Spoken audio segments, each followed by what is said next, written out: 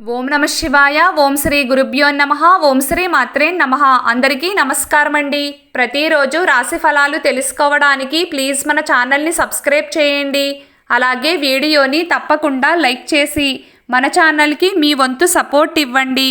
గోచార్య రీత్యా తులారాశి వారు ఎటువంటి శుభ అశుభ ఫలితాలు పొందుతారో తెలుసుకోవాలంటే ఈ వీడియోని స్కిప్ చేయకుండా చివరి వరకు చూడండి. తులారాశివారు ఈ రోజున అన్ని విధాలా చాలా బ్రహ్మాండమైన శుభ ఫలితాలనే పొందుతారు.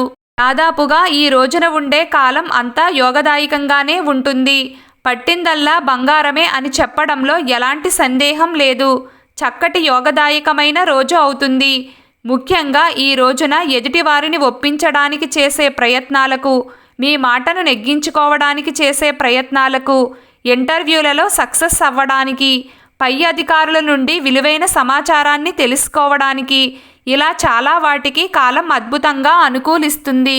అంతేకాకుండా శత్రువులపై విజయం సాధించడానికి, శత్రువులకు చెమటలు పట్టించడానికి, మీ సత్తా ఏంటో అందరికీ చూపించడానికి, మిమ్మల్ని మీరు నిరూపించుకోవడానికి, చర్చలకు, సమావేశాలకు, మీటింగ్స్కి, అలాగే రిజిస్ట్రేషన్ పనులకు, ఇలా అన్నింటికీ ఈ రోజున ఉండే సమయం బ్రహ్మాండంగా కలిసి వస్తుంది.